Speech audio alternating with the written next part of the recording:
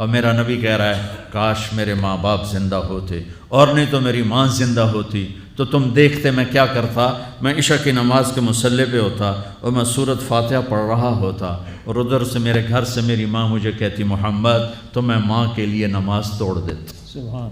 ہاں، میں ماں کے لیے نماز توڑ دیتا۔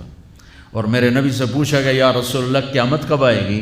یہ بچیاں غور سے سنیں، سارے سنو پر یہ خاص طور سے سنیں۔ آپ نے کہا اللہ کو پتہ ہے، کہ یا رسول اللہ کوئی نشانی بتا دیں۔ تو آپ نے کہا جب بیٹیاں بھی ماؤں کو ذلیل کریں گی تو قیامت آئے گی، جب بیٹیاں بھی ماؤں کو ذلیل کریں گی تو قیامت، ان تلد الامۃ ربتہا، جب ماں کے ساتھ بیٹیاں نوکر جیسا سلوک کریں گی، نوکرانی جیسا سلوک کریں گی تو قیامت کے نکارے پہ چوٹ پڑ کے رہے گی۔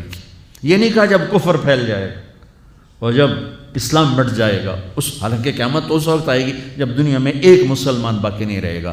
یہ واقعہ کی سنگینی کو بتانے کے لیے فرمایا جب ماؤں کو ذلیل کیا جائے گا قیامت آ جائے گی۔ میرے نبی نے فرمایا عمر تیرے دور میں ایک شخص آئے گا اویس،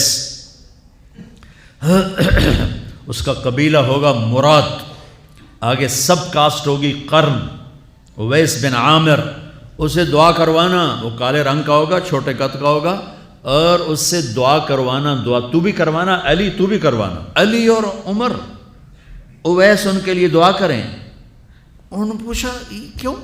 کہ اس نے ماں کی خدمت کر کے اللہ کو اتنا راضی کر دیا ہے، جب وہ ہاتھ اٹھاتا اللہ خالی نہیں لوٹاتا۔ اللہ کی قسم عمر و علی کو اویس کی دعا کی ضرورت نہیں تھی، امت کو پیغام دینا تھا کہ مائیں ذلیل ہو رہی ہیں آج، اور باپ جوان اولاد سے چھپتے پھر رہے ہیں، تو میرے رب میرے نبی نے یہ آگے پیغام دینا تھا کہ نبی ہو کر رسول ہو کر کہہ رہے ہیں کاش ماں ہوتی تو میں اس کے لیے نماز توڑ دیتا۔ آپ کو 8 عورتوں نے دودھ پلایا والدہ سمیت، ان میں ایک ایمن بھی ہیں، آپ کے والد کی باندی، تو گھر میں تشریف فرما تھے، ایمن بیٹھی تھی حضرت عائشہ، تو ایمن کہنے لگی یا رسول اللہ پانی تو پلا دیں، تو اللہ کے نبی ایک دم اٹھے، تو حضرت عائشہ ناراض ہو گئی، ایمن اللہ کا رسول کو کہتی پانی پلا، تو اور کیوں نہ کہوں میرا بیٹا ہے، میں نے دودھ پلایا ہے۔ تو حضرت میرے نبی نے کہا ہاں ہاں عائشہ یہ میری ماں ہے، اس کا میں نے دودھ پیا ہے۔ آپ اٹھے، گھڑے میں سے پانی بھر کے یوں دونوں ہاتھوں سے حضرت ایمن کو پیش کیا جو حبشی باندی تھی، چونکہ دودھ پیا ہے تو ماں کا لفظ صادق آ گیا، تو بجائے اس کے کہ برا مناتے آپ خادم بن کے اپنی ماں کو دودھ پلانے والی ماں کو آپ نے، حضرت حلیمہ سعدیہ تشریف لائیں، آپ نے اپنی چادر بچھا کر اس کے اوپر بٹھایا۔ حضرت عمر کا دور خلافت آیا، وہ ہر سال حج کرتے تھے، اور بھائی کوئی اویس ہے وہ ملتا ہی کوئی نہیں تھا۔ 3-4 سال گزر گئے تو کہنے لگے سارے حاجی اکٹھے ہو جاؤ، بھائی سارے حاجی اکٹھے ہو گئے۔ آپ نے کہا سب کھڑے ہو جاؤ، سارے کھڑے ہو گئے۔ پھر آپ نے کہا یمن والے کھڑے رہو باقی بیٹھ جاؤ، تو چند ہزار کھڑے رہے باقی بیٹھ گئے۔ پھر آپ نے کہا مراد والے کھڑے رہو باقی بیٹھ جاؤ، تو 15-20 آدمی اس میں سے نکلے۔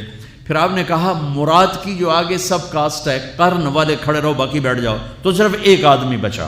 تو آپ نے اس سے پوچھا تم قرنی ہو؟ کہ جی۔ اویس کو جانتے ہو؟ کہ جی میرے بھائی کا بیٹا ہے۔ وہ تو تھوڑا سا ایسی ہے دیوانہ سا، آپ کیوں پوچھ رہے ہیں؟ تو حضرت عمر رونے لگے، کہا وہ نہیں تو دیوانہ ہے، کدھر ہے؟ کہا جی عرفات گیا ہے اونٹ چرانے۔ تو حضرت عمر نے علی کو ساتھ لیا اور دوڑ لگا دی عرفات کی۔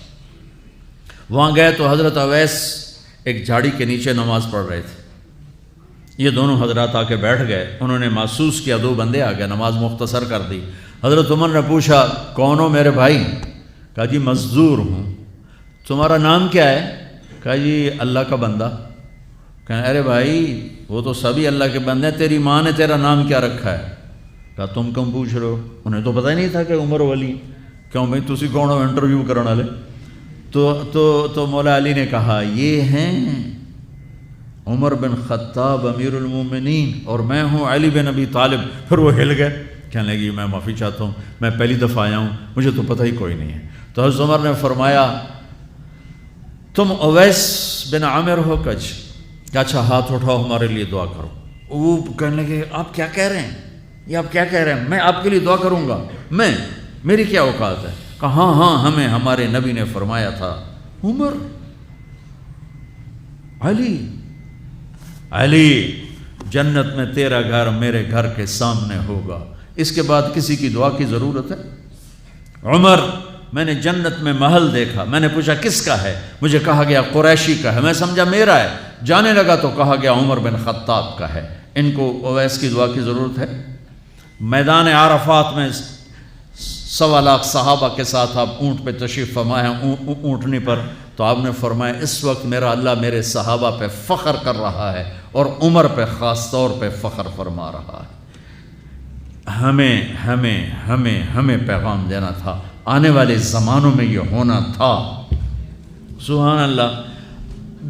امام ابو حنیفہ کا نام تو سب کو معلوم ہے نا، ایک اور عالم بتاتا ہوں، عبد الرحمن بن ابی لیلہ، ان میں علمی کھٹ بڑھ تھی بہت زیادہ، آپس میں بنتی نہیں تھی۔ تو ابو حنیفہ جیسی ہستی جن کے کروڑوں فالوور آج ہیں، ان کی ماں کہتی نعمان یہ مسئلہ ہے، جا کے عبد الرحمن سے پوچھ کے آ۔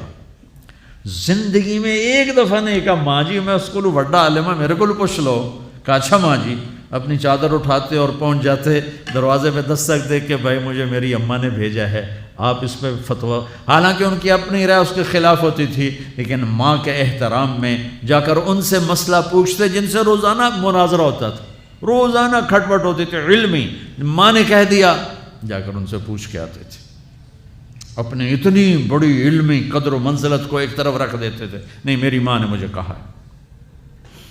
تو آپ سب نوجوان ہو، ماں باپ زندہ ہیں تو ان کی دعا لو، آہ نہ لو، دعا لو۔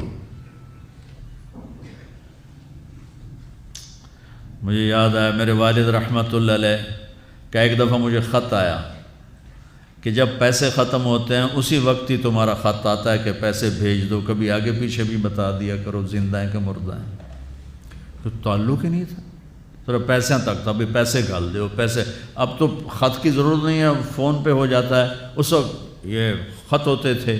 تو میرے والد نے گلے کا خط لکھا، مجھے افسوس ہونا چاہیے تھا، میرے اوپر جوں بھی نہیں رہی، ہم نے والدین کی عظمت کو پڑھا ہی نہیں ہے، وہ تو در مصطفیٰ سے یہ چیز ملتی ہے، محمد مصطفیٰ کے در سے یہ سبق ہمیں مل رہا ہے۔